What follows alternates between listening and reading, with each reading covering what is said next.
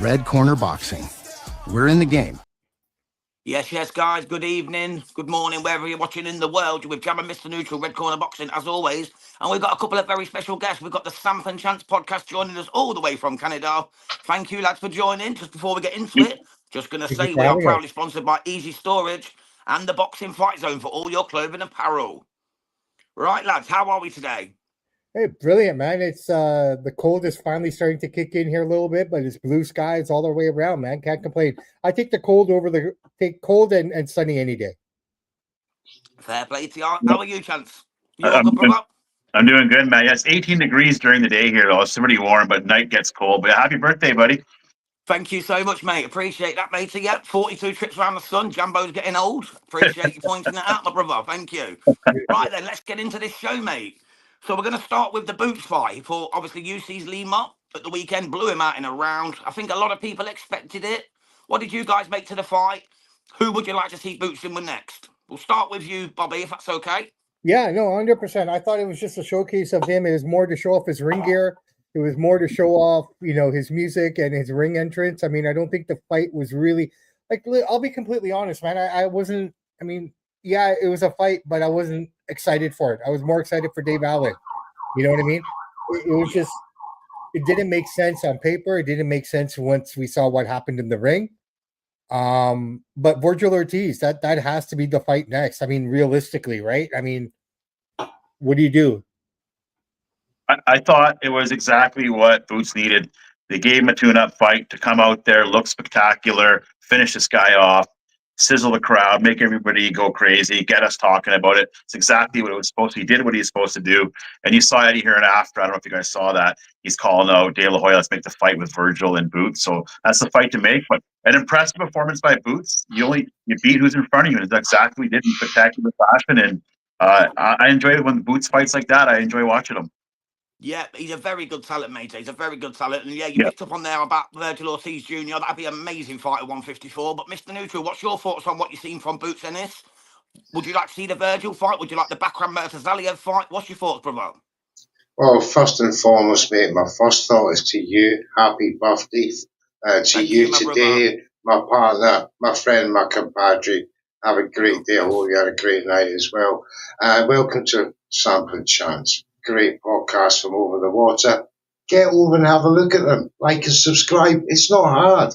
Two fantastic gents. Let's get back to James's question. It was a disgusting knockout. But equally, it was a filthy match, mate. 1 round, Lima. Nobody's ever heard of him. We have in the UK. Schooled by Alan McKenna, £160, excuse me. Yeah. Over 10 rounds. He won, 2 rounds? Went and goes and beats a couple of Germans and a South African to pick up the IBO title. And the WBA think that he's all of a sudden a contender for a Boots matchup. However, as disappointing as that was, you can't take nothing away from Boots Ennis. He did what he was supposed to do, as Ryan quite rightly said. Couldn't do no more, no less. However, one feels disappointed that a main event such as that ended the way it did due to a filthy matchmake by Eddie Hearn Matchroom. I get it, but don't put it on a main event. That's my only gripe. Somewhat the card was disappointing for me. It wasn't a great card. I'm being critical right now because I feel that the end of the road is now for these tune-ups. Eddie Hearn said not only 3 minutes after the final bell that he's the best that Boots has to ever work with.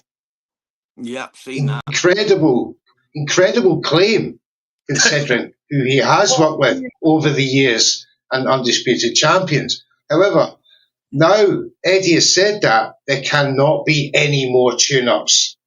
Surely, gentlemen. Yeah, it's got to be the real deal now. Things, right? Eddie has to say those things. I get it. That's his man. I understand the side of the promoter side of it all. But how many tune-up fights does Boots need? Last 3 fights have all been tune-up fights, in my opinion. Right? And so when he actually steps into the ring with someone like a Virgil Ortiz or something, will he be exposed? this year of boxing has just baffled me, right? Like I don't know, like with the prediction pool and everything, you just kind of like I'm finding I'm second guessing my own thoughts a lot more. Yeah, I get what you mean there.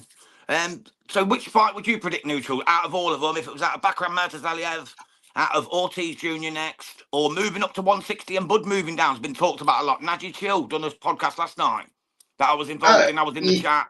He wants the Bud fight at 160. Do you think it's too soon for Bud or for Boots rather to face Bud?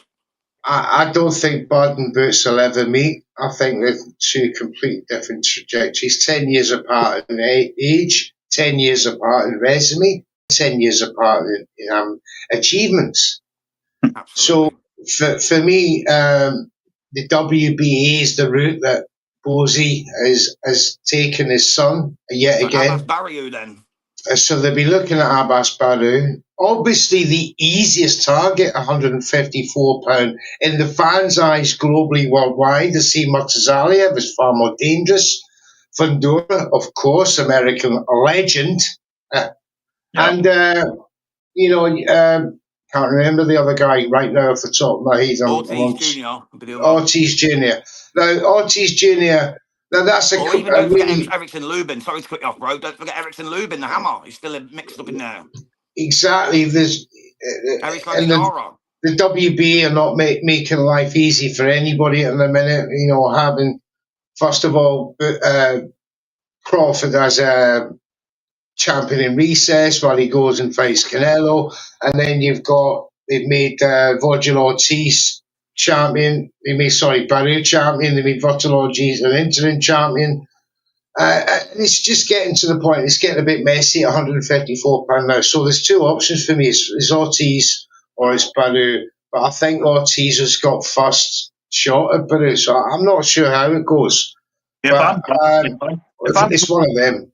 If I'm Boots Ennis, wouldn't you want to chase down the Crawford fight? Like you just said, neutral. He's 10 years older. Eventually, age is going to catch up Crawford. Not in the Canelo fight, he didn't. But if I'm Boots, you're way younger. You're more fresh. You should be trying to chase down that Bud fight. Go for greatness. Try to beat Bud Crawford. Nobody else has. That'd be a huge feather in your cap. I don't know why he's not doing that personally. Boots or Chance? Well, that's only become a recent option, though, Ryan, isn't it? Because Boots. Bud beat Canelo. No one was expecting that generally, but now that that's happened, you one would expect that fight. Boots doesn't want it. No, I don't think Boots does. Want it though. He should want it. He should be a peer to look as though he wants it. You think so, right? But then Manny Pacquiao Floyd should have happened 5 years before it actually happened. I really feel that Boots realizes after what happened with Canelo, I don't think Boots has confidence to beat Bud. I don't think he has it in his own head that he could. Maybe. And I think this is why he wants I think what Ryan's quite rightly saying, to elevate Boots in the fans' minds, that in hearts and minds, that he is as good as Bud, he has to appear to at least challenge Bud in the open, a theatre of media. And say, look, let's get it on, buddy. But, 9 times out of 10, Bobby, that never happens. But he has to appear to do that.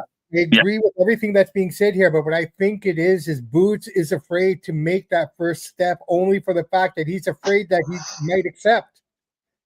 See, this is where I'm thinking, like, if I call him out, what if he accepts? What's Bud got to lose? Nothing. Right? That big no, because he has everything to lose, because it'll be £168. That's what Boots will say. I'll come up for your belts. And Bud beats the shit out of him personally. I just do. But we said that about Canelo and Crawford when we initially heard of it, and now look what happened. There's nothing to say that there's any evidence one way or the other, but it's really for PR sake at this minute. For Boots, that's relevant with the big boys. He needs some stock value, and although beating Lima in the fashion he did, yes, his stock went up, but this was not a great leap in my eyes.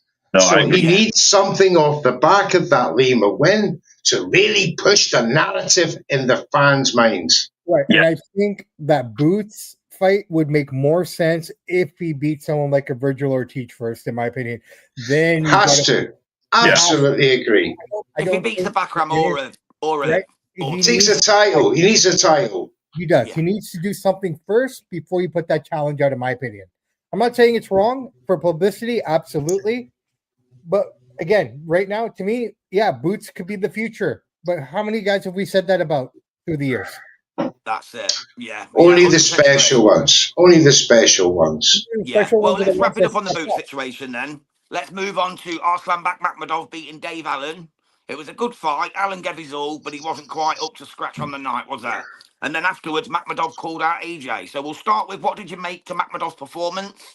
And then we'll say, what would you give him a chance against Anthony Joshua? We'll start with you, Chance, if that's okay, brother. Yeah, I thought Makhmudov did what he's supposed to do. I mean, Dave Allen came in with a high guard, walking straight. He never got his head off the line. He was an easy target, so Makhmudov was hitting him at will. I mean, Dave Allen's got the heart. I don't know. He didn't look like he was gassed. I don't know if he trained hard for the fight. I don't know what happened, but he looked like an amateur at times in there. Like he wouldn't even move his head off the line. He's just sitting there. He's throwing a jab and keeping his head on the line. That's too easy for Makhmudov to hit.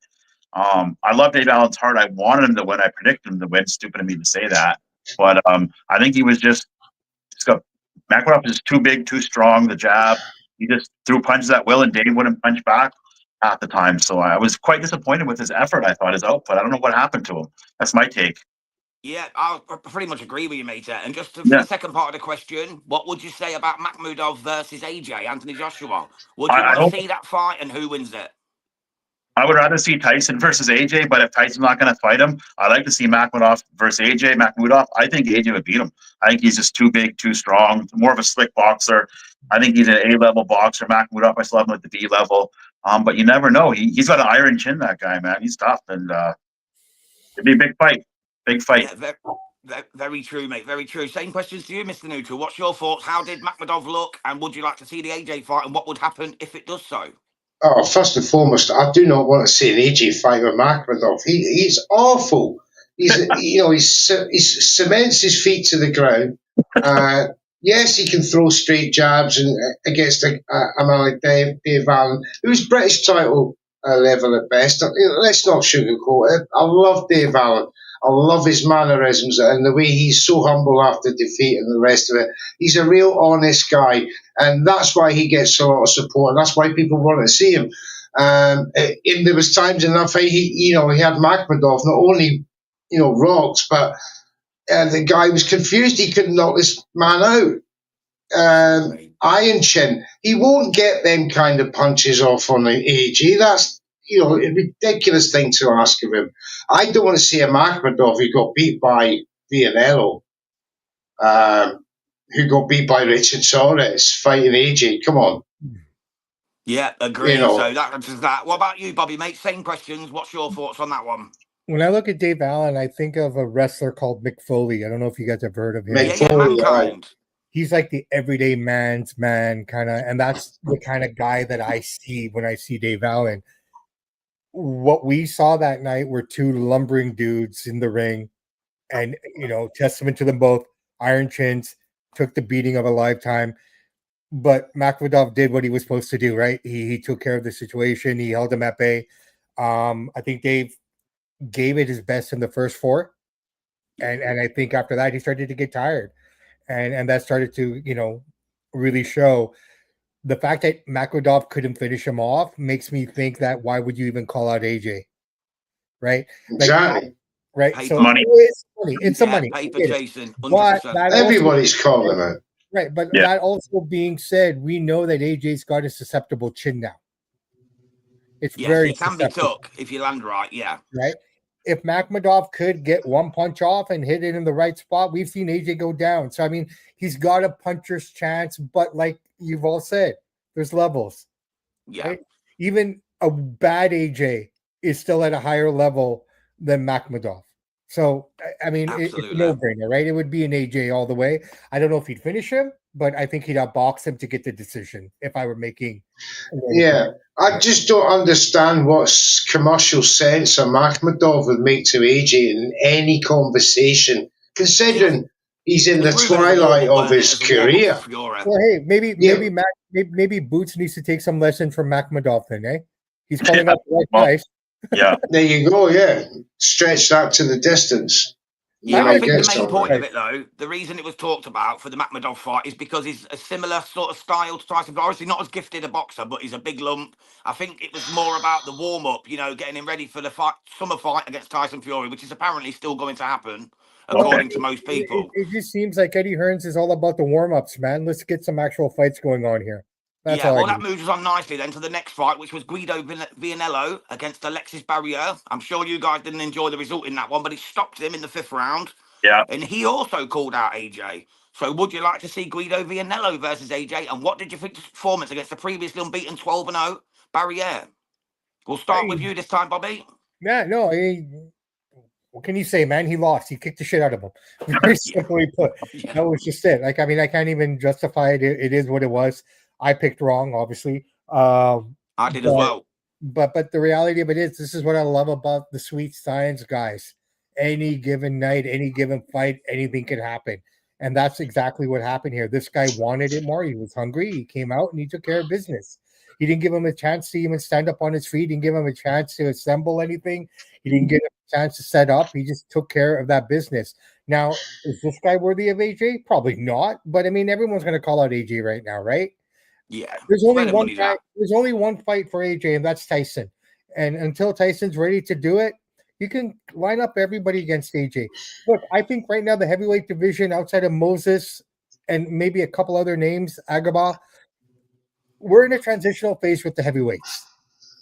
Yeah. You know, what's his name? You got Ajit Caballel. Dubois, I thought was the face going Richard in. Torres Jr. Right? So you Still got Wilder hanging a bolt. Yeah. So you got all those guys, and then you got Moses Atame, who they're doing well with. I think Frank is doing a better job of bringing up his talent than Eddie is right now. I'm not trying to turn this into a Bash Eddie segment. No, I get you. We're with you, mate. We understand. Trust me, we've been saying it for years, mate. Don't worry about that. Well, same to you, Chance. What was your thoughts, mate? There. What was your thoughts on Guido Vianello, his performance, and would you like to see him in with AJ? Well, my first thought was I got to stop picking Canadians every time in our boxing league just because they're I do the same though, mate. I've been doing the same, so and I'm not even Canadian. Prediction League has no loyalty mercy, no mercy for loyalty. You know what? I'd like to see Guido fight Makhmudov. Why not? The winner of that can have AJ. Let's get these two guys in the ring, and the winner of that can have AJ. Because I don't think either one of them is deserving of AJ yet. I love Guido's performance. I mean, he dominated. So let's get those guys, something like that, before we see AJ fight one of those two guys. And like Robert said over there, AJ and Tyson should be the fight. But like you said, also, Jabs, maybe AJ wants a tune-up fight before he fights Fury, so that could be Makhmudov, maybe Guido. We don't know. Yeah, to be honest, nice Chance. That's perfect, mate. Tyson and AJ would be the best fight to make because both guys have been out of the ring so long. Mm-hmm. Yeah, they're on equal footing right now. Yeah, and that's what back from an elbow injury as well, though. Serious elbow injury, had to have surgery and stuff. That's why he's been out for over a year since. No, I understand, but I think he would have been out anyways, though. And it's because of those factors like that, James. Like he's coming off the back of surgery, so he's going into new testing grounds. Should he take a tune-up? Right, because Tyson Fury does not take tune-ups. Let's get that straight. No. Otto Warren was not a tune-up. He was the benefactor of I can't remember who it was now. Was it Ortiz or somebody who pulled out, and Warren took his place? So I'm not entertaining the fact that Tyson Fury will do a tune-up, and the opportunity is there, as you both say. He is in recovery, however, he will do a full training camp. And who's to say if he does take a tune-up, the elbow suffers a critical injury again? Good point. It affects his performance, thus ruining any kind of super mega fight with Tyson Fury. So I would err on the side of caution of taking a tune-up for Anthony Joshua and go straight in to said fight with Tyson Fury, because at the end of the day, I would rather AJ go in with a 95% chance than a 70% chance should he injure that elbow again.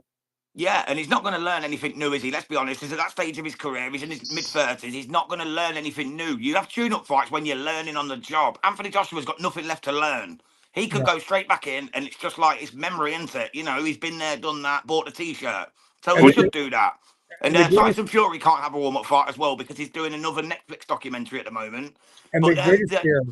yeah, the Sorry, apparent opponent, though, that is most likely, it's something like 75% sure he's going to be Martin Bakoli against AJ in Nigeria. It's not been proven or confirmed yet, but No, that is but the most likely I was listening to one of our good partners here at Record Boxing, Darren So Aston, chat a lot. Sachalo. Wonderful interview there today with Billy Nelson. And Billy himself said that to get to AG, you got to have a title or something because for a Martin Bakoli. And he's quite right in that because he's too dangerous as a tune-up. Is Martin Bakoli. He's too dangerous as, let's make a fight with Tyson Fury 2 fights down the line. He's one of them. He's a party spoiler on his best day. On his worst day, he'll make AJ look good. However, it's a massive risk factor. And Billy was quite right in what he was saying, that the only chance that Martin will get to an AJ fight is he miraculously gets hold of a title should Usyk retire. So here's a question for you guys: who wins, Fury or AJ? They fight. Fury all day long. Yeah, me too. Yeah, same here. I think we're for 4 here. Yeah. My only fear with Tyson Fury taking a tune-up fight is then he won't want to fight again for another 2 years. Yeah, he likes to do his documentaries, doesn't he? He's that kind of guy. You get him. It's sort of thing with Fury. Controversy follows him everywhere, and who's to say that should a fight with as a tune-up, it could all go pear-shaped afterwards. Yeah. Well, let's move on to the next subject then, guys. Sorry to interrupt whoever was talking, and sorry, I think it was Chance. Sorry, brother. Let's move on though, because we've got a few topics still to get through, and I want to try and get Chance's opinion because I know he's got to go and sort his kids out or whatnot. The next one was Stephen Fulton Jr. against Oshaki Foster. Has been rescheduled, most likely for the Pitbull Cruz Lamont Roach card, December the 6th in San Antonio, Texas. What's your thoughts on the fight, first and foremost? And do you like the look of that card now? It's taking good shape. We'll start with you, Chance. I think it's a pretty stacked card. I was actually looking at it this morning. It looks pretty good. Oshaki Foster versus Stephen Fulton's going to be a great fight. I'm excited for it. So if you're going to put on that card, why not? You got to start stacking the cards now. We won't accept any more of the big name fights where main eventers, the bottom of the card is weak. UFC stacks their cards. Turkish has brought this to boxing. Now we're going to make big cards. So all the promotions need to get on board, stack the card as much as possible, and let the fans have good undercard fights instead of a bunch of guys you've never heard of, and half the stadium is empty all the time. So I like the new model of boxing the last couple of years. We're seeing more stacked cards, which gets the casual fan watching is what you want to grow the sport. Absolutely, couldn't have said it better, Chance. Thank you, Mr. Neutral. You go next, brother. What's your thoughts on it? It's a great fight, isn't it? Oshaki Foster against Stephen Fulton Jr. A nice card to be moved to in Pitbull against Roach. Yeah, very quickly, I think Fulton will stop Oshaki Foster. I think he's quite special, Stephen Fulton. However, I've just got to push back on Chance a wee bit. We've been seeing Turkey stacking these cards with wonderful, great boxes, undisputed, all the rest of it. He's made that become a bit of a norm. However, there is a downside of that, and that is that Turkey Al-Sheikh then gets to sort of dictate when these said fighters start to fight next by saying, right, you do this next card and all the rest of it. And that gives the boxers no room for, hey, man, I'm taking a break or anything like that. Mm-hmm. So what I saw in the last couple of Ring magazine cards is that, yes, they'll have good names, but they're not exactly stacked with all the best of the best. Because if you start doing that, you're taking away headliners for the rest of the year, or for this coming months, and it sets a dangerous precedent for the powers that be. And you know who we're talking about, who then can say, "Well, you're fighting that next, you're fighting him next, and you'll be fighting on this date," and all the rest of it. I think that's dangerous. Yeah, definitely. And Bobby, your thoughts on the Fulton Foster card being rearranged for December the 6th in San Antonio on the Roach versus Pitbull card? Yeah. Okay. So first off, this is PBC, right? We're dealing with. Yeah, still not So- got a home. So PBC, in my opinion, 2 years ago, Chance, didn't I pick them as the best promotion of the year? You did, yeah. Right? And how far they have fallen since that time. I don't know what it's like for you guys in the UK with Amazon, but here it almost feels like a struggle to find it on Amazon. To be fair, Pay-per-view for us most of the time on Amazon, right, on right. Prime. If you're doing a pay-per-view, wouldn't you promote it like champions on the platform? Right. We So- hear about it on the week of the fight usually. Right. So PBC is grasping at straws, in my opinion. They have been. Look, your number one guy, David Benavides, is headlining a ring pay-per-view. Night of Not yours. Champions. Not yours. Okay. The promotion that's been behind David for so long is not the promotion holding this card for you. So that's mistake number one. So PBC doing what they're doing here right now, I get it. They're trying to grasp everything here, right? I mean, you look at the Fundora card, that's already crumbling to a certain extent. Well, that's right? gone already. Yeah, that's where Well, the that's- Osaki Fulton fights come Right. from. And obviously the next one, Fundora Furman, that's been moved to January on the Pacquiao Romero card. Exactly, right? So they're basically calling this year a write-off, in my opinion, PBC. Al Heyman and company have basically called this year off, do whatever we can grasp, and let's hope that we can pick up steam with the Pacquiao fight in January or whenever that is, right? So as far as the Osaki Foster Fulton fight, this is a great fight, guys, because if you think Oh, about it, I think it should have been main already. It should have been main if you event of its think own about card it, on its own. Oshaki- I think it's worthy. Oshaki had his 2 fights with Consequio, right? Yeah, Robson Conte He Sal. won by split decision to get the title. I get it, but it was still not convincing. So Oshaki, in my opinion, still needs to prove something. He still needs to prove something. Then you got Fulton. I don't know if he's fought since the Inoue fight. Has he? I'm not sure. Yes. Yes. He's Yeah. had one. He's Okay. had one, I think, yeah. Right. But has the talent been as good as Inoue when he goes in against Fulton or against Oshaki? So this is what I'm curious about. Like, what kind of Fulton are we going to get? Yeah, it'd be good to see, mate. It will be good to see what he's got left, kind of thing. It would be good to see. Yeah, I think I- there's something I just want to I- add, guys. It's a bit irrelevant, but you know how Fundora dropped out and they called the whole card off? Yeah. I don't see why Boots, after bloody, I know it's only a one round fight. Why didn't he just jump in and fight Furman? That would have given Boots some credence and made him look like a warrior. You know, he's got a month still nearly. He could have jumped in after 30 seconds of work. He's already in the gym. He's already ready. Why didn't he step in and save the card? That would have given him some credence amongst the fans. It's called Yeah, the you Hearns can't- effect. You can't say Keith Thurman's below him because he just fought Lima, who's way below Keith Thurman's level. So I don't know. That would have been a good look for him. Well said, James. I think so, It's- yeah. I know to be it's a bit fair, I crazy think- because you train for one opponent, but trust me, man, if he wants to be the guy, he could have stepped up there and jumped in that fight and I saved think that the big- card. I think the big issue with that, making it that happen, was the fact that PBC is not on the zone where everyone Yeah, else that's is. true as well, yeah. Right? So it's a cross promotional thing. Al Heyman's very hard to work with as it is. So I mean, I think that would probably be the main reasons why. It was just I'm pretty certain that there was no way that PBC was going to let Boots and Hearns come in and dominate their guy like that. Yeah, I agree. Well, let's move on. Excuse me. Oh, no, I just wanted to add something to that.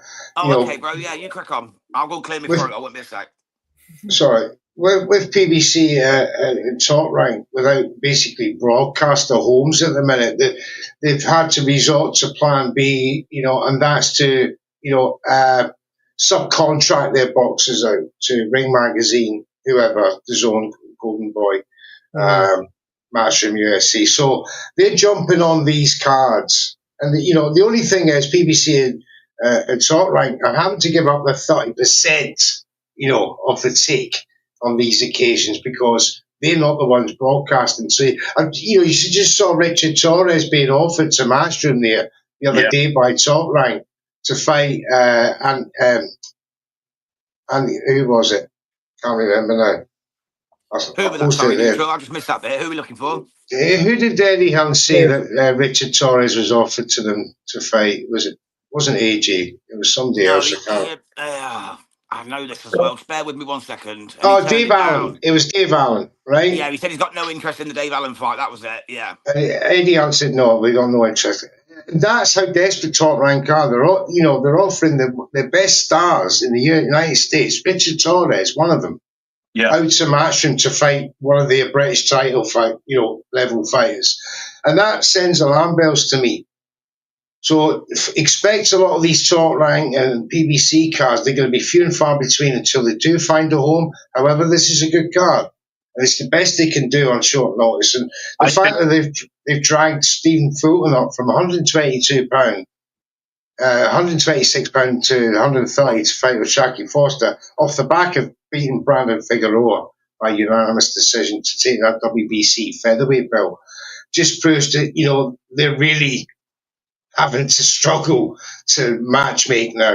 Figueroa's been ordered to fight Nick Ball by the WBA now as well, mate, at 126. Nick Ball will win that, easy. Yeah, absolutely. I think what's going to happen is when Zuffa starts, we're going to see promotions like PBC, Top Rank, possibly. They'll get swallowed up. They'll sell their fighters off to Zuffa. Dana White on the umbrella, and they'll start building their brand that way because they're going to have the Absolutely. I can see where this is going here. Yeah. Absolutely. Is willing to go over to Zuffa, though. I can't wait to see that happen. Who? The fallout of that. Like, how many of those fighters will actually be willing to go? Well, who's going to want to fight for a Zuffa belt? Let's be honest. Like, over the WBA, WBC, IBF. The thing is, though, PBC are not actually supplying these fighters fights. They need to fight. They're going to fight somebody, and Zuffa, they're going to take it. Yep. Yeah. Well, let's move on then. So I already mentioned it. We've got Pacquiao against Romero. It's not 100% in the bag yet, but it's looking likely for January 24th, I believe. Don't quote me on that. It's January, I know that. And it's going to have the Fundora-Furman fight rearranged on that card. I know you're hoping to go, Chance, so we'll start with you again, mate. What's your thoughts on the Pacquiao-Romero fight? Who wins it and how? Let me know. Well, I'm going to be super biased because he's my all-time favorite fighter. Manny's going to beat him. I think Manny will beat him by decision. And if that fight happens in Vegas, I'll 100% be there. I'm excited for it. Manny, he's 46. He'll be 47 when he fights him. He'll fight anybody. Win, lose, or draw. He's not scared of anybody. We've seen him fight big giants like Margarito. He'll fight anybody. So I got to admire his courage. And I like how Pandora Firm will be on that card. It's another good fight. Stack on that card. That's a PBC card. So I'm excited for it. But I'm going to take Manny. Manny's going to win a split decision. They won't give me an unanimous decision. I don't know why. They just won't because he's an old guy. It doesn't look good if he takes the belt off these young guys. He won the Barrios fight. They robbed him there. I was going to say that. And I'm excited for it, man. I mean, this is my 8th time seeing him fight. I'm jacked up for it. I hope they stack the card. Yeah, and I'll tell you what, I've got a worry, mate. Like, Fundora's hand injury, I think it allegedly might be a fathom. I don't think it's true at all. I think they pulled it because of lack of sales. And I think that's why they split this card up now and put O'Shaki on the Lamont Pitbull card, the Lamont Roach Pitbull card, and that's why they put Fundora on the Pacquiao card, because then you'd guarantee ticket sales. I think it was a lack of interest in the fights they put on is the problem. I don't think there's any hand injury. Why would you make it so soon as January? Hand injuries could take 6 months, 8 months. You know what I mean? Yeah. And that was going to be a pay-per-view. Nobody's going to buy Thurman Fundora pay-per-view. Unless you're a hardcore fan, the regular guy could give a crap about that fight. Put him on the Pacquiao fight, you watch it. Well said. Absolutely, absolutely. Same to you, Bobby, mate. What's your thoughts on Pac-Man against Rolando Romero? Yeah, I'm with Chance on this completely, man. Honestly, at the end of the day, I think he got robbed, and they can't rob him twice. And if they do rob him twice, then we know there's something really up, right? Something's really stinky in the air there. But you can't take anything away from Rolly either, man. I mean, he looked really good. He looks like he's in a better place in terms of his own mindset and stuff. So, maybe he will take the. I don't know. I'm sure Mario took the fight seriously, but maybe he didn't take it as serious as he should have. Or he's just not good enough. To be honest, let's be honest. Mario Barrios is not good enough. He's the weakest of all the champions. Probably one of the weakest champions that I can ever remember out of the 4-belt era. Right. So I don't think Rolly's going to be as easy. No. But I think Manny has enough. Like, not that he lacks confidence. Not that he needs confidence. But the fact of the matter is, you just beat a man 20 years younger than you, handedly, and he still dominated. Yeah, you did the watch along, didn't you, for Red Corner with 20? Right, and he still lost, and well, draw, wasn't it? A draw. It's going to make you even elevate you even more. So it should be interesting. But yeah, I think Manny. I don't think Manny finishes him, but I think Manny will get the decision. You should. I think you're all tripping. I think Rolando Romero knocks him out within 5 rounds. I love it. I just think it's it's a big target. He's too young, too fast, too powerful. You see the way he dealt with Ryan Garcia. I love Pac. Watching him in my 20s and 30s, he was a joy to watch. You think he's gone through such low weights, gone through up to welterweight, and you think, how far can this guy go? And he keeps Heavyweight world producing it. champion. 47 years of age, to ask him to beat a 28-year-old like Rolando Romero. For me, Barrios, he got away with it. I don't think he'd get away with it with Rolando. I was hoping he'd get the Tang fight next, Pacquiao. Yeah. I think that would have been a better fight for him. Pacquiao outbox Tank all day long, mate. Pacquiao would outbox him, mate. He'd box his ears off. It's just, he would have had to have brought Tank up to that weight where, there would have been problems probably making that weight. But, I love Pac, but on this occasion, I just think it could be a horrible ending. I agree, mate, that it's going to be tough. Roll is big and strong. He's coming off the crest of a wave by beating Ryan Garcia, and he done it in tremendous fashion. It would be tough, but I'm still backing the Pac-Man, man. I rock with Pac-Man. I think he's a generational talent, as we all know. 7-division world champion. 8. I think he'll find a way to win. 8. 8, motherfucker. 8. Get it right. Of course, it's 8. Yeah. Bloody hell. So even better. But I definitely think he'll find a way, mate. He'll find a way to beat Rolly. I think he'll find a way to beat most, other than Floyd Mayweather, to be quite honest. Big up 20 in the house. Big up Joshua, who's been sending his thoughts to us here on the Red Corner. He always got some great questions. Lee Max in the house. LFC, you never walk alone ever. Always a loyal fan. Thanks very much, you guys. If you're watching for the first time, please give Red Corner a like and subscribe. You know what to do. Carry on, gentlemen. Let's have a full wager on the fight neutral. If Manny beats Rolly, I will send you a Jake Paul shirt, and you have to wear it for one of your shows. And if Manny loses, you send me a shirt you want, and I'll wear it. I'll wear it with pride. I'll wear it with pride. Absolutely, 100%. You'll just have to wait a little bit, though, because unfortunately our postal service is on strike again. Canadian customs takes a while. Right, let's move on then, guys. Yeah, we'll try and get through these quickly now, because I know Chance has got things to do. We don't want to keep you too long, lads. You know what I mean? Let's move on to the EBU have ordered Callum Simpson against Hamza Shiraz for the 168-pound super middleweight European title. It's not guaranteed it's going to happen. It's actually most likely it will not happen. But what's your thoughts on it real quick? We'll start with you, Neutral, because I'm sure you know a little bit more about this one than the fellas. Yep. It's Hamza Shiraz off the back of a fantastic knockout against Edgar Berlanga in New York. Now he's, he was on the crest of the wave. Now he's been relegated to European hospital. Yeah. Sack it off. Sack it off. 28th of October if they don't make the fight before then. But I don't know. Just ignore it. I don't know even why Matchroom. Would even entertain a EBU fight with Hamza Shiraz. Once before. He surpassed before the Berlanga fight. So this is a step back. Absolute step backwards. You don't go from beating Berlanga to European level. Sorry, move on.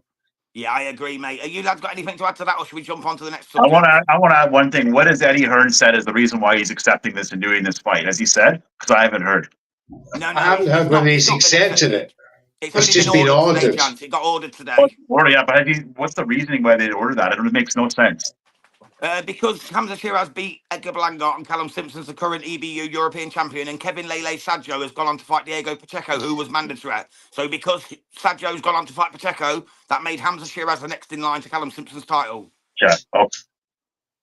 But Shiraz already turned it down. You still get a European ranking, however, what you do. It's whether you want to take it or not. I think after fighting in Saudi on the Saudi cards and after making your way across the Atlantic and fighting in New York, there's only that you're going backwards. I agree. It doesn't make any sense. Thanks for having me. You'll do this again. Thank you, guys. I got to roll. Thank you, Chance, mate. Thank you for joining us, mate. It's great to have Samp and Chance both on at the same time for once. God bless. See you tomorrow for the Prediction League at 10:30 a.m. Canada time. God bless. Can't wait, boys.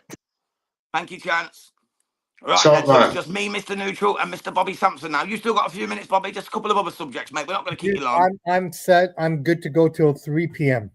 Top man, top man, top man. Okay, so we'll move on from Simpson one then. It's another British one, so you might not know so much about it. But we've got Ben Whittaker has had a fight announced today against Benjamin Gavisi, who's a German who's 19-1-0. He lost on his debut in a 4-rounder, but other than that, he's perfect. He's got 13 knockouts. And Ben Whittaker's first matchroom fight is against Gavisi. It's going to be in Birmingham. He's headlining his hometown. He's from Wolverhampton, which is North Birmingham. Pretty much Birmingham, we'll call it, Black Country.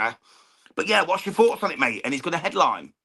You know what? Again, it's a tune-up fight. It's a safe fight for Ben. Not knowing too much about the German, but I do know Ben Whittaker, and you know he wants to prove something. So I mean, the promos were great. The work that he did with Eddie to announce it and stuff, show me the money stuff. That was classic. I like that. It took Eddie out of his element a little bit. I felt, you know, it kind of. It was fun. It was fun. So this is just a safe fight. I mean, there's nothing much more to me that I could say about this. Honestly, it's just a safe fight. He should win, and if he doesn't, then he's exposed. Yeah, we've got Meet More Bolly McCann on the list as well. She's fighting on the same card, so she's having her second pro fight, the former MMA and UFC star. And the only good thing about Wolverhampton is when they used to have the Dorito chip on their jersey. Yeah, I remember they used to have Doritos. The Wolverhampton football team used to be sponsored by Doritos. I remember that. That's the only thing that I like about that Wolverhampton is that jersey. So yeah, gold with the Doritos. I like it. I like it. Mr. Neutral, what's your thoughts on Ben Whittaker against Gavasi as his first matchroom show headlining in Birmingham? What's your thoughts?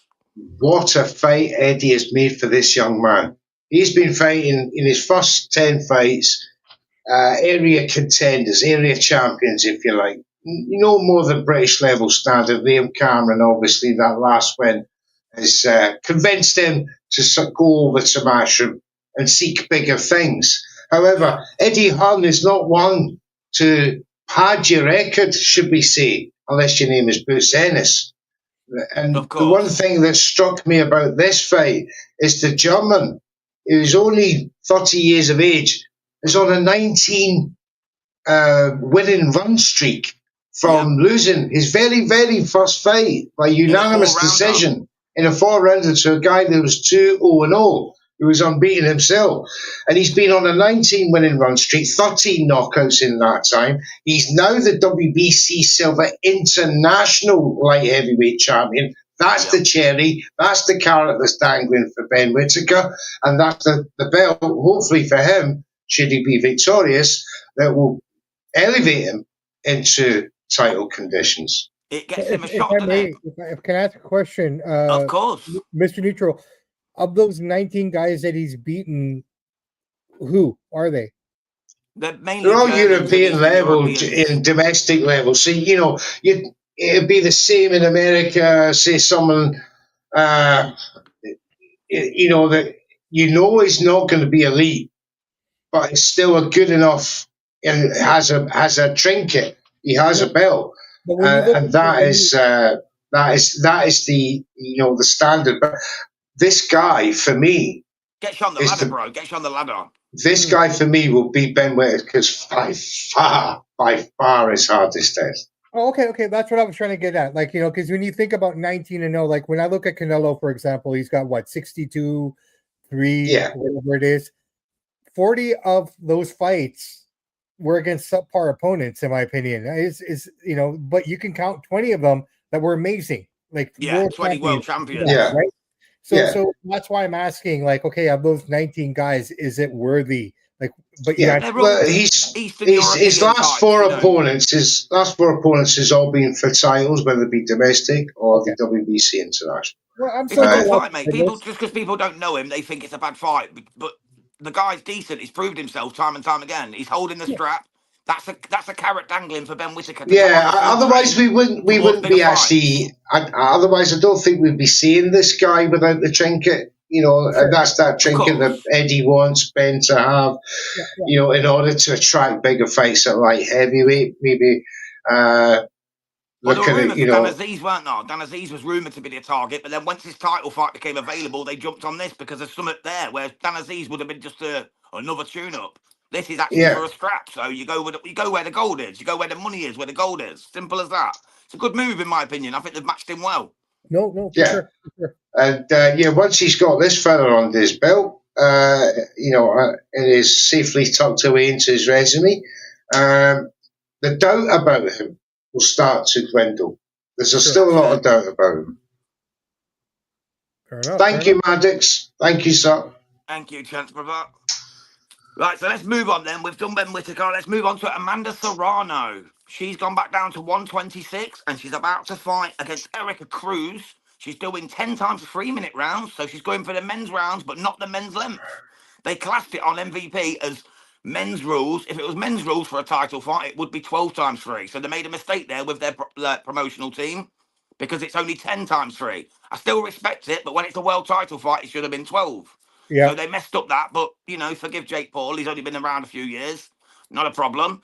What's your thoughts on the fights, first and foremost, Bobby? Against Erica Cruz, who's a tough individual. Takes place in San Juan Island in Puerto Rico. How do you see the fight going, mate? And are you happy to see Serrano back down at 126? I'm happy to see Amanda come back. I think this is a risky fight for her. Just like you said, Erica Cruz is no joke. Yeah. Coming off of 2 defeats to Katie, Yeah. And I would honestly say the last one was legit. She lost, right? She did The lose second that one was a bit iffy, weren't it? A close one. The second one was, but the third one was definitive. Katie Taylor showed up. Okay. She bossed her. That being said, this is her first fight since then. She has a lot to prove. All pressure, in my opinion, is on Amanda going into this fight. One, it's in San Juan. Yeah. Right, where most of her fights are in New York. So she's legitimately fighting in front of the home country. Like everyone, she's Puerto Rican, but she's from New York. Let's not forget she's a New York-based. She's Puerto Rican-based in New York, and she's fights out of New York first and foremost. Right, and she lives in New York. She was raised in New York. Okay, Yeah. It's like saying I'm Indian, but I was raised in Canada. But yeah, I'm still Indian. It's a heritage, a lineage. Yeah, exactly. So that being said, I think all the pressure's on her, man, and I think she has the ability to step up and handle it. But that being said, Erica, this is an opportunity for her too, man, to take advantage of that. So she could beat the biggest female boxer in sport right now. Now Katie Taylor seems to have kind of retired. There's not many bigger than Amanda Serrano, mate. What a scalp that could be for Erica Cruz. I still say Serrano wins, but I think it'll be close. I think it'll be very close. It'll be a close decision, if not split. I think we know where the scorecards are going to go if it's close. They're going to go to Miss Serrano, of course. You know what I mean? Being an MVP show in Puerto Rico. If we're watching it and we're scoring it, I almost feel it's either going to be a very, very close unanimous decision for Serrano or a split decision if I was scoring. And it's January the 3rd, so hopefully you'll join us for the watch along of that one, Bobby, because it'll be the middle of the night, be around 4 or 5 a.m. So I will be back in town. I'm in Phoenix for the holidays, but I'll be back and we'll pick it all up, man. Absolutely. Absolutely, brother. Absolutely. Mr. Neutral, you got any thoughts on Miss Serrano's return to 126? It's quite a come down from 135 pounds, isn't it? It is. So she's either going to gain something incredible or she's going to lose something incredible at the same time. I would imagine she'd gain some speed, but I imagine she'd lose a lot of power. However, since their last occasion 2 years ago, I can't see there be anything different. I think the levels are still with Serrano, so I think she'll win it. She'll take some damage, but she'll win it. Maybe by a split. That's how close it could be with young Erica Cruz. Well, I say young; she's 35 now, but this southpaw stance of Erica is going to, she's going to cause Katie all kinds of problems with that southpaw stance. Writing Yogi just joined us. She just said Serrano has taken some damage. I think she's going to have to change her style if she's going to continue in this fashion. Absolutely agree, Miss Yogi. Couldn't have said it better. And welcome to the show. Point. Thank you so welcome much to the show. Once again. Hello, Writing Yogi. I think the weight cut's going to be interesting to see. I think that will determine a lot in terms of what will happen that night, because once you go up, it's really hard to go down. And especially 39, 40, is she now? Yeah, she's around that age, definitely. Yeah. I mean, to cut that much weight, it doesn't seem like It doesn't seem like a lot, but it's a lot. 9 Considering pounds is a lot when you're setting your Yeah, ways. yeah, but £135 is, is 9.5 stone. She's going to have to come down to 9 stone. Yeah. Just That's a lot to under. lose for a already slim woman. You know what For I a mean? A very slim slim woman, woman as and it is. to lose that further weight and be at fighting weight to fight, Yeah. so she's got to lose more than that to put some back on. And then you've got the extra 10 minutes with the 3-minute rounds as well. You know what I mean? So that could exhaust her tank even quicker than it usually would. But then again, as 20 has quite rightly said, the women seem to be better at weight cuts than the men, though. That's quite right, because the men, their metabolisms are a lot slower. Muscle density and everything included in that, right? Yeah, it's a lot to shift. So fighting at such a heavy it's weight. it's still a tough ask. Like, I would love to see the contract and see what the dry hydration clauses are. If there is one, yeah. I can't see there being any. If they're asking her to come down 2 weight divisions, then they're definitely not going to ask her to. And remember, it's an MVP clause. Promotions. It's all in Serrano's terms. If anything, they're going to avoid that at all costs because Serrano's the one who's going to balloon show up fight night. She'll weigh in 120. See, that's a problem in itself. Extreme dehydrating to make weight, and then putting on weight in the 36-hour break to the fight. That's just water weight. That's just weight that you're going to eat and drink. Yeah, that's not adding any value to your performance whatsoever. That's just getting you re-energized to actually fight. So, in that sense, the other girl, Hernandez Cruz, she has just the exact same opportunity to do it, but she's at fighting weight. She's got the advantage here. Yeah. She's already a fighting weight and cut. So whatever she puts on is value weight, if you understand. Absolutely. I think a lot of the questions will be answered, and unfortunately by that point we already made our predictions on the fight. But when they come into the scales, I think that will tell the story completely. I mean, how many times have we seen Devin Haney come onto the scale and he looks completely emancipated? And then you see him all ballooned up in the ring, and people call him a weight buller. Right? So, and the same thing here. How emancipated? But sacrificing something at the same time. Absolutely. Sacrifice anything at this stage, though. Like, this is the thing, I mean, what's Amanda got to prove? It's like Katie. Her and Katie are the two. I get that, but out of those three, the GOAT, Katie, and Amanda, what do they have to prove? Yeah, nothing left to prove. Natasha Jonas came out the other day and said she'll only come back if she gets the Katie Taylor trilogy fight. That'd be fun to see, but I wouldn't want to see it on Jonas though, because I think she'd lose again. To be quite honest, as much as I love GB, and Ryan Yogi's just made a great point there. Eubank Jr. looked emaciated beyond recognition, and and when he come to fight night, Chris Eubank Jr. He didn't look great fight night, and then of course after the fight he was hospitalized. That's all part of extreme weight cutting, then rehydrating. Although he had a £10 clause to the morning after the weigh-in. He got done, didn't he, for doing the foil blankets and stuff and the sauna and all that. He got charged got fined another 100k. Exactly. So that just goes to prove my point that you lose something when you extreme weight cut. Yeah. Then you rehydrate. Although in the morning he was free to rehydrate to whatever he wanted. Yeah. It was too late by then. It's too late by then. Because the value weight are gone. Sorry, mate. Say again. It almost feels like the weight cut is the real fight. In a lot of cases. It's the biggest fight. It's the weight cut. The fight starts 3 months earlier. And I'll tell you why it's the biggest fight, because a lot of these fighters are fighting at the wrong weight, Bobby. They're not fighting at the right weight. We've seen that. Look how Terence Crawford has come from lightweight to super middleweight. He was never a lightweight. All along. Yeah, he was fighting not too long back. Exactly. So they were never meant to be there. And that's all part of the extreme weight cut. Devin Haney's another one. You can fight at 160 comfortably. The first thing they ask him, how did you feel? I felt great. I felt awesome. This was amazing. This is where I'm supposed to be. Like, I get that. And I don't know. I think we really need, we talk about the health of the boxer. We talk about the headshots. We talk about that.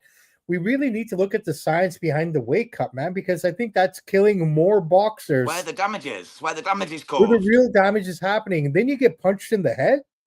That's when you already weight drained, water drained to your last bone. That's when the one punch can change the narrative. The amount, like, I'm not a doctor or anything, but the amount of fluid that sits in your brain, that it floats in. Now, this is the problem. What people are not actually understanding about this rehydration, right? Now, when you starve your brain of water in the way you do with the extreme weight cut, right? You're shrinking your skull and what's inside your skull, right? So when you rehydrate, right? Do you think that is an equal balance that goes through your body? No, it's not. It's the same thing. The body tells itself where the water is needed first. Exactly. And that is the brain. So all the water will go to your brain first, and then it will go down to whatever the brain tells it. Right, I'm back to normal now. Yeah. Let's get the rest of the body done. Exactly. And so all these fighters that are putting on 14 pounds, 16 pounds of water, they're actually bubbling their brain in water, and that's just as more dangerous as drying your brain. 100%. So they've got too much water in the brain. Yeah. And that's where there's a big problem in boxing. And afterwards, CTE comes into, and obviously the bastards are laying on a concrete slab, and and a pathologist is going through them and saying he's got CTE. Of course he has now. Yeah, that's it. It's too dangerous at that point. Of all the deaths that we've had this year in boxing, I'm actually going to go back in my time. Once I put the little ones to bed and start looking at what these guys' weight cuts were. You'll see. They'll all be big. Dude, and this is what I'm saying. This is the science of it. Like, we really have to kind of, if we really want to protect our fighters, we got to take a look at this weight cut shit. And this goes across all combat sports, not just boxing. UFC, same problem. Right? Weekly weigh-ins, man. Weekly weigh-ins, the whole fucking fight camp. Who's going to pay for it, James? Who's going to pay? This is the thing. That's the problem. The promoters won't pay for it. Sanctioning bodies won't pay for it. They just barely do a drug test. So, expect to happen to turn up, you know what I mean? Or UCAD or whatever. Until the sport turns itself over to a worldwide body that is not for profit. Just one as well. Just one, not seven just one centralized sporting institution that will oversee the sport in the manner it does. This is the only combat sport in the world that is not regulated by one centralized and it's the most dangerous. You're literally getting punched in the head constantly. How long have we been watching crazy, this? Mate. It's crazy. Over boxing's what? It's still in a bit of the dark ages, isn't it, to be fair? Honestly, man, the sport's been around for over 150 years, right? In the simplest form to what we are today. Oh, the Marcus of Queensberry rules been around a good while. 200 odd years, mate. You know what we really need to do? And it'll never happen. I want to see. It sounds horrible. You get Eddie, you get Frank, you get Heyman, and maybe what's his name? He's 96. Oh God, why? Bob Arum. Arum, he's too old. Maybe put his second in charge. Make them do a weight cut. Yeah, see how they get on. See how they get on with it. Yeah, definitely. Well, we're getting to the end of the show, guys. So let's move on to the last topic. We're going to go with who should Derek Chisora fight for his 50th and final fight. The choices that he gave out on X the other day were Deontay Wilder, Dillian White triple, so the third fight, or I think the last one was Jarrell Big Baby Miller. So we're going to say, who would you want to see him with? Who do you think would win against each opponent and how? Let me know, Bobby. You go first. All right. So when I think of Derek Chisora, I think of UK. He is UK personified. He doesn't have a name over here per se. UK bandana. Always representing. All of it. But the reality of it is when you think of Derek Chisora, because of what we do over here, we know him. Right? We know most of the fighters that you guys talk about in the UK because we do the same thing. We have to. So that being said, if I am a fan, I want to see him fight Dillian for the third time. That's a nostalgia fight. That's just something that will sell in the UK. It won't sell in North America. And his best chance to win too. Well, I think he'd win anyways, right? I think Dillian's way past his time, in my opinion. Yeah, right. Yogi says Shannon Briggs, Shannon the Cannon. Go on then. Shit. Let's go, champ. Let's go, champ. Why not? Right. But I just think if you're marketing this is the UK market fight. It's nothing to do with North America. It might, attract attention in other parts of the world. But honestly, even the Wilder one, I don't think it would carry weight. Well, Wilder's already signed a fight in I'll January, so sell it can't that. be him Let actually. But me. that's what Derek put on the cards. But you can't I'll actually get sell Wilder because that. he's already got a It would fight have in to happen in January. the UK. It wouldn't I'll work in sell the that. 99 Maddox, you're absolutely correct. It's got to be Deontay Wilder. It's got to But be because Deontay's he's already signed a never. contract for a fight in And then January. it'd That's have the to only be in the problem, and UK this is though. happening in December. It'd have to be in the UK. Is he? Then why? No, it has to be on a rear card. That's what it has to be because there's no way that both Chisora or Wilder could, and their management teams You could go pull to this off. in London. So you'd need the graces of Turkey Al Sheikh for this fight to happen. It is my wish list fight for Derek Chisora. That is all. In reality, you'll probably end up with Big Baby Miller. or even less. So let's hope he gets a bigger fight like a Wilder because that would top off his career beautifully. He's done a lot for the sport, mate. Took on both Klitschko brothers. He's been in Britain there with them all, versus spat in the face of the exactly. enemy. Like in Wilder's case, in the lack or the absence of an Anthony Joshua or Tyson Fury or a Daniel Dubois or a big name like you say, he's not going to attract much bigger than Derek Chisora from a PPV point of view. What about Big Bang? Zhilei Zhang, he did call him out. Zhilei Zhang said, "I want to bang you. You want to bang me too." It made me roll that. I was creasing on that one. Did they tell him? Can't beat Zhilei Zhang, mate. Can barely speak English, but he knows how to say, "I want to bang you too." You know what I mean? I hope he My guy, understands what he's China, so good. But China. that's another name though, isn't it? It's Big Bang Zhang's another name. Probably on similar vein now to Deontay Wilder on a global level. Well, Zhang knocked out Wilder. The reality of it is the two names that would probably emerge would either be Dillian White or Deontay. For me, it's going to be Jarrell Big Baby Miller. I think that's the one. He's already done the Dillian White thing. Dillian got wiped out by a tumor. I don't think he's got much left. I don't see any point in that fight myself. Personally. It depends on the hatred between the two of them. Yeah, if they have enough angst, then it'll justify. Like Wilder would have been my pick. I would if I got to choose, I would say Wilder. But Wilder's already said he signed a contract. He told Neon, whatever he's called, that idiot YouTuber twatbag. He told him that he's already signed a fight for January, and he's going to be a two-time world champion by the end of the year. So it can't be Wilder, in my opinion, because that's going to be January. Derek's fighting in December. So for me, it's going to be Big Baby Miller. I think it's Jarrell Miller. He's pulled out the last couple of fights. The Hunter fight, he pulled out the Wardley fight. I think this is the one we're going to see him back over here. It's going to be the O2, sold out. And I think it's going to be a war. And imagine the build-up between the two. It's going to be mental, isn't it? The build-up between them two. You know what I mean? Jarrell Miller and they're actually they're two good talkers at the end of the day. Jarrell Miller, I love this trash talking. And Derek Chisora, well, we know about Big Del Boy. He'll give it as best as he's got. He's slowing down a bit now in the chatting stakes. But Bobby, what do you think? Honestly, I'll watch because it's Chisora. I enjoy him. We'll leave it there. We'll leave it there. I just love watching. Like him eating cheeseburgers with Tyson Fury. All those kind of little details. Buy them a Five Guys after a fight and that. You can't fuck with them.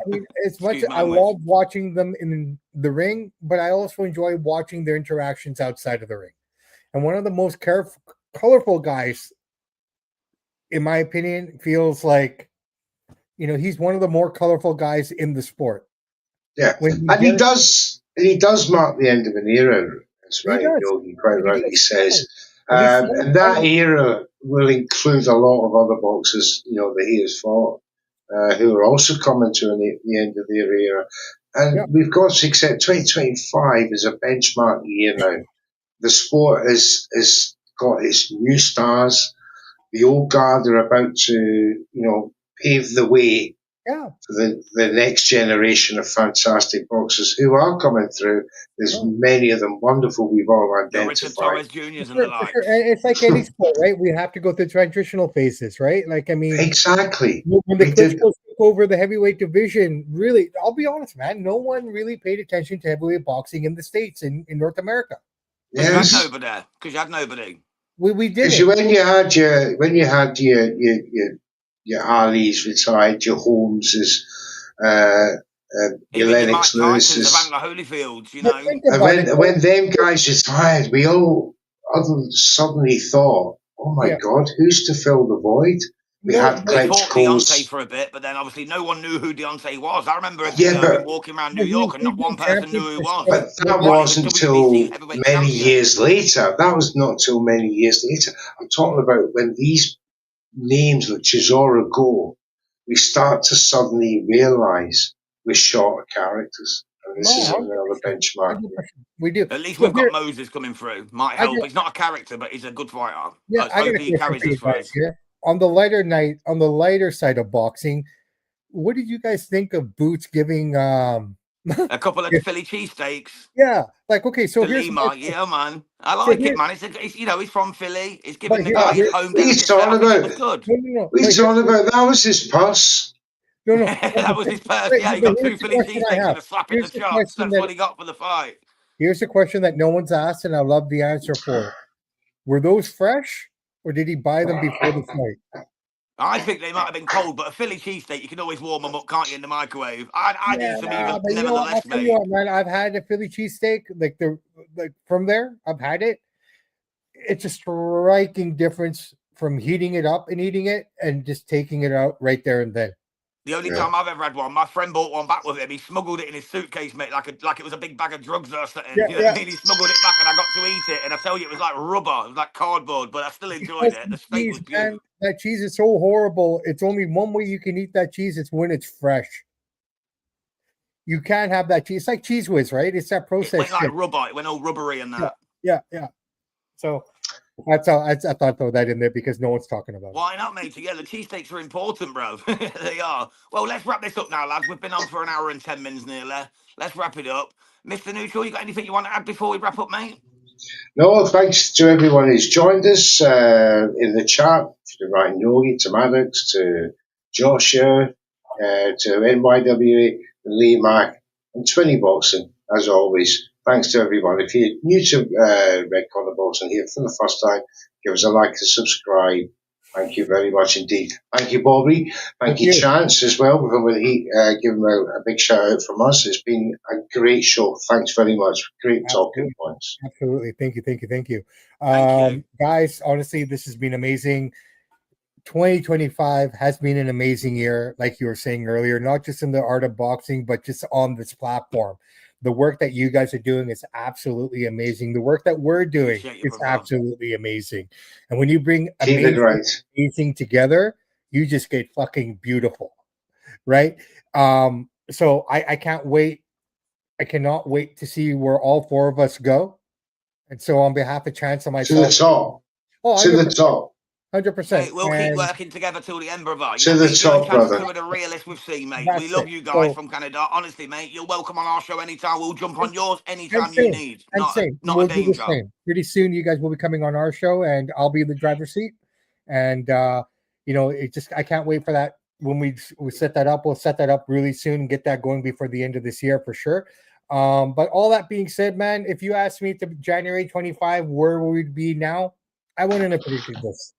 So it takes an army to do this, and guys and gals, everyone is part of Red Corner Boxing, Samp Chance, everyone that's in our group chats, guys. I'm just going to give you this message: do not stop fighting.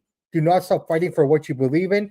Do not stop fighting for the art form. Do not let anyone tell you this is stupid. This is dumb. What are you guys wasting your time? You know what? Those motherfuckers, and I pardon my language, those people are the ones that don't want you to succeed because they're afraid to lift the pen themselves, or they're afraid to see you get ahead of them. That's it. It's not about a race. It's about doing what you love to do. That's it. And for me, as a Scotsman, just to chat shit to a lot of Englishmen and people around the world about boxing on television. And we all have different opinions. We all have different views and takes on what we all watch the same thing. but we all see it a little bit differently, and that's what That's makes the it beauty beautiful. of boxing. It's the beauty of 1,000 eyes. And guys and girls, whoever's watching, we're not competing against each other. There's enough pie. Oh. There's enough pie. There's enough cake. There's enough biscuits for all of us to share in. Absolutely. Absolutely. And a belated happy Canadian Independence Day, my brother. Thank you Yes. very much for tuning in. It was We Thanksgiving. really do appreciate it, mate. We're going to wrap this up Thanksgiving. now. It's kind of ironic because Thanksgiving, if you think about what Thanksgiving actually represents, Giving thanks. yeah, but let's go back a little. I'll give you a little bit of history here. Okay, this is when the English and the European settlers came over to Canada or North America and took advantage of all the Aboriginals and the natives. Yeah. So what are we giving thanks to that we fucked up over a whole country? Like we took, you know what I mean? So we're from it's a double-edged sword. In one hand, it's about the harvest, this and that, but we I think it's more about giving thanks for where we are today. That colonialism's not going on anymore. That we're now able to live side by side in our own independent countries, in our sovereign states, and have a great time together and do things like we're doing right now. Chat to each other about a beautiful sport like boxing. I'd say that's what it's all about, mate. Giving thanks for them blessings. No, I get it 100%, and for the most part, yes. But we still live. You guys don't have to deal with this because you don't have any, Aboriginal people there, per se, right? With us, it's constant. We're always dealing with this issue. So yeah, it's one of them things, mate. It's more of a politics than a boxing thing. So we'll leave it there, matey. We'll leave it there. But God bless you, Bobby. Thank you so much to you and thank you, Bobby. Thank you to everybody. Mr. Neutral, Thank you. love you, brother. Feel better, mate. I hope you heal I from will. your surgery soon. I'm getting there. Good man, good man. We're proudly sponsored by Easy Storage and our official apparel supplier, the Boxing Fight Zone. Check them out at boxingfightzone.com for all your apparel. From me and Mr. Neutral and our special guest, Mr. Bobby Sampson and Chance, who joined us earlier. God bless. Take care. Everyone stay safe and keep boxing. I'm moving. I'm going. I can't stop. I got more.